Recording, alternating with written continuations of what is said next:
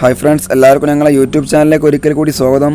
ഇന്ന് ഞങ്ങൾ ഈ വീഡിയോയിലൂടെ കാണിക്കുന്നത് ബാത്റൂമിൻ്റെ ഫ്ലോറിംഗ് വർക്ക് നമുക്ക് സിമ്പിളായിട്ട് എങ്ങനെ ചെയ്യാം എന്നുള്ളതിനെക്കുറിച്ചാണ്.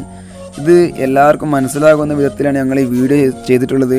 നമുക്ക് ആദ്യം ഫ്ലോറിങ്ങിൻ്റെ ടൈൽസിനെ കുറിച്ചൊന്ന് പരിചയപ്പെടാം. അതായത് നമ്മളിന്ന് ചെയ്യുന്ന വീഡിയോയിൽ ഒരു വാഷിംഗ് മെഷീൻ വെക്കാനുള്ള സ്പേസും അതേമാതിരി ഒരു ബാത്റൂമിൻ്റെ സ്പേസും പിന്നെ അതിൻ്റെ ഫ്രണ്ടിലെ ഒരു സ്റ്റെപ്പുമാണ് നമ്മളിന്ന് ഫ്ലോറിങ് ചെയ്യുന്നത്.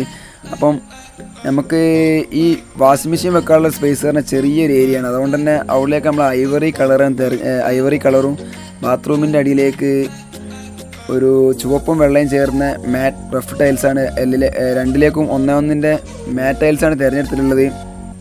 അപ്പോൾ നമുക്കറിയാം മാക്സിമം നമ്മൾ ഈ ബാത്റൂമിൻ്റെ ഒക്കെ ഫ്ലോറിങ്ങിന് ഒന്നിൻ്റെ ടൈൽസ് ഒട്ടിക്കാൻ ശ്രമിക്കുക. എന്തെന്ന് വെച്ചാൽ നമ്മളിന്ന് ഗോഡൗണിലൊക്കെ ടൈൽസിൻ്റെ കടകളിലൊക്കെ പോയി കഴിഞ്ഞിരിക്കുകയാണെങ്കിൽ പല ആളുകളും പല ടൈൽസുകൾ, അതായത് പല വീടുകളും ഇന്നത്തെ കാലത്ത് പുതിയ വരുന്ന വീടുകളിലൊക്കെ ഒരു ചെറിയൊരു സ്പേസ് കൂടുതലുണ്ടെന്നുണ്ടെങ്കിൽ തന്നെ ആളുകൾ വലിയ ടൈൽസാണ് ഉപയോഗിക്കുന്നത്.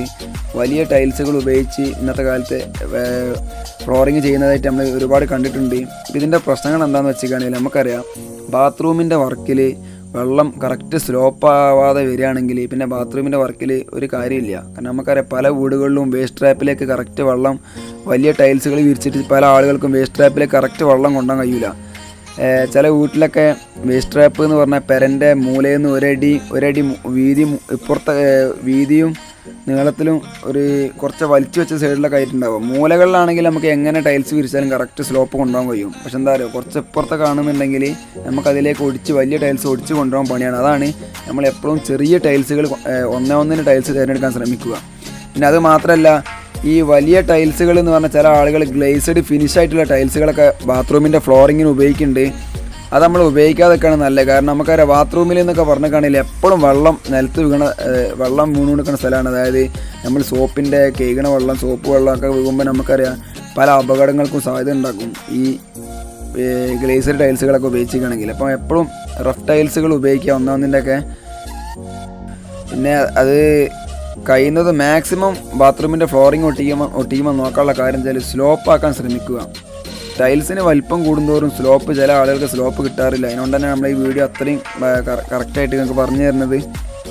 പിന്നെ നമുക്കറിയാം, ഞങ്ങൾ ഈ വീഡിയോയിൽ കണ്ടിട്ടുണ്ടാവും 2 കളറിലാണ് നമ്മൾ ടൈൽസ് എടുത്തത്. എന്താണെന്ന് വെച്ചാൽ ഇത് നമുക്കറിയാം പല വീടുകളിലും സാമ്പത്തിക പ്രയാസമുള്ള ആളുകൾ ഈ കാവ്യൊക്കെ ഇടും, സിമെൻറ്റ് കലക്കിക്കാണ്ടൊക്കെ ബാത്റൂം ചെയ്യുന്നുണ്ട്. അതേ ഒരു ലേബർ കോസ്റ്റേ ഇതിനും വരുള്ളൂ. അപ്പോൾ അതിനുകൊണ്ട് ഇങ്ങനത്തെ ടൈൽസൊക്കെ എടുത്താൽ മതി. നമുക്കറിയാം ഗോഡൗണിലൊക്കെ പോയി കഴിഞ്ഞിട്ടാണെങ്കിൽ എപ്പോഴും, അതായത് ചെറിയ ഏരിയ, നമുക്ക് ബാത്റൂം എന്നൊക്കെ പറഞ്ഞാൽ ഒരു 10-15 പീസൊക്കെ വരുള്ളൂ. അപ്പം അത് നമുക്ക് എന്ത് ചെയ്യാം, ഒരു ചെറിയ വിലക്ക് ടൈൽസ് എന്നുള്ള ആശയമാവും ചെയ്യും. അപ്പം നമുക്ക് വർക്ക് പെട്ടെന്ന് നമ്മൾ ഒരു വർക്ക് തീർക്കാൻ കഴിയും ചെയ്യും. അപ്പോൾ അങ്ങനത്തെ സ്ഥലങ്ങളിലൊക്കെ നമ്മൾ എന്ത് ചെയ്യുക, ഗോഡൗണിലൊക്കെ പോയി കഴിഞ്ഞാൽ എത്രയോ ടൈൽസ് കിട്ടാണ്ട് പല കടകളുണ്ടോ, മോഡൽ ഔട്ടായിട്ടുള്ള കോസ്റ്റ് എഫക്റ്റീവ് ആയിട്ട് നമുക്ക് ചെയ്യാൻ കഴിയുന്നതാണ്.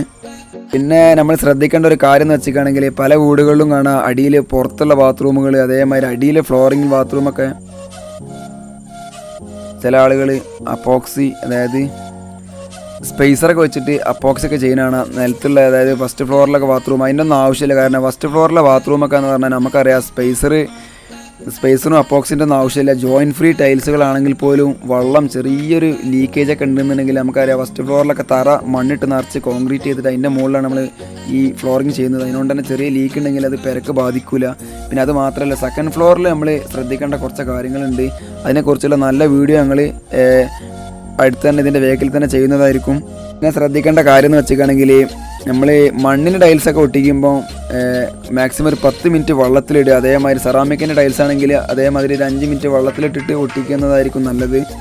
പല വീടുകളിലും നമുക്കറിയാം ക്ലോസറ്റ്, ഇപ്പോൾ ഈ വീഡിയോയിൽ ക്ലോസറ്റ് ഒരു സ്റ്റെപ്പ് ഒരു ബോക്സിലാണ്. അപ്പം ഇങ്ങനത്തെ ബോക്സിലൊക്കെ ആയിട്ട് ചെയ്യുമ്പോൾ നമ്മൾ മാക്സിമം ആ ബോക്സ് ഒട്ടിക്കുന്നത് അതിലേക്ക് ക്ലോസറ്റിലേക്ക് ശരിക്കാൻ ശ്രമിക്കുക. അതിന് നമ്മളൊരു സ്പിറ്റ് ലെവലും കുറച്ച് കുമ്മായം ഒരു കറക്റ്റ് ഒരു ചട്ട കൊണ്ടുവന്നുണ്ടെങ്കിൽ ഇങ്ങനെ തന്നെ ചെയ്യാൻ മാത്രമേ ഉള്ളൂ. സിമ്പിൾ വർക്കാണ് അതൊക്കെ.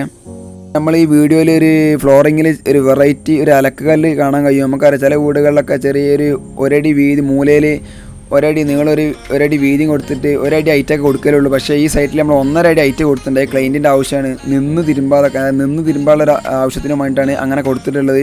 അത് അവനാൻ്റെ ഇഷ്ടത്തിന് അവനാൾക്ക് ചെയ്യാൻ മാത്രമേ ഉള്ളൂ.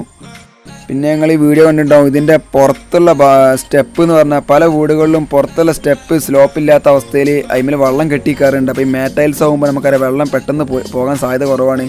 അതിനുകൊണ്ട് തന്നെ ഒരു 1/2 സെൻറ്റ് സ്ലോപ്പിലാണ് നമ്മൾ പുറത്തുള്ള സ്റ്റെപ്പിന് വേണ്ടി ടൈൽസ് ഒട്ടിച്ചിട്ടുള്ളത്, ഫ്ലോർ ടൈൽസ് ഒട്ടിച്ചിട്ടുള്ളത്. അപ്പോൾ അതിൻ്റെ പുറം സൈഡ് നമ്മൾ ടൈൽസ് പീസ് ടൈൽസ് ഒട്ടിച്ചിട്ടില്ല. അതിനുകൊണ്ട് തന്നെ നമ്മൾ തേക്കാനുള്ളൊരു കനം, ഒരു 1/2 സെൻറ്റ് കനം ഈ ടൈൽസ് പുറത്തേക്ക് ചാടിച്ച് വെച്ചിട്ട് അതിൽ തേച്ചുകാണ്ട് ഗ്രൗട്ട് സിമെൻറ്റിൻ്റെ പേസ്റ്റ് കൊടുത്തിട്ടുണ്ട് കൂടുതൽ തന്നെ. എന്താണെന്ന് വെച്ചിട്ടാണെങ്കിൽ നമുക്കറിയാം എപ്പോഴും കേൾക്കുന്ന സ്ഥലമായതുകൊണ്ട് ഒരു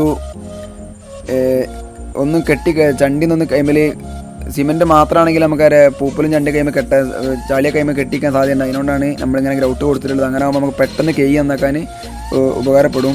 പിന്നെ എല്ലാവരും ഇത് ശ്രദ്ധിക്കേണ്ട കാര്യം എന്ന് വെച്ചാൽ ബാത്റൂമിൻ്റെ ഫ്ലോറിംഗ് ഒക്കെ ചെയ്യുമ്പോൾ നമ്മൾ കോൺക്രീറ്റ് ഒന്ന് സെറ്റപ്പ് ആക്കുക. ചില വീടുകളിൽ ഇന്ത്യക്കാരൊക്കെ ചെയ്യുന്നുണ്ട്, കോൺക്രീറ്റൊക്കെ ഒന്നും ഉറപ്പില്ലാതെ പല വീടിൻ്റെയും ബാത്റൂം താന്നു പോകണ, അതായത് ഇടിഞ്ഞു വീണ തളം വരുന്നൊരു സെറ്റപ്പ് കാണുന്നുണ്ട്.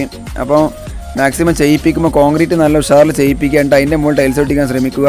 അപ്പോൾ നമ്മൾ നല്ല വീഡിയോസുകൾ ഇതിൻ്റെ ബാക്കിൽ ബാത്റൂമിൻ്റെ ഒക്കെ അപ്പോക്സ് ചെയ്യുന്ന വീഡിയോസ് വരാണ്ട്. എല്ലാവർക്കും ഇഷ്ടപ്പെട്ട സഹകരിക്കുക, സബ്സ്ക്രൈബ് ചെയ്യുക.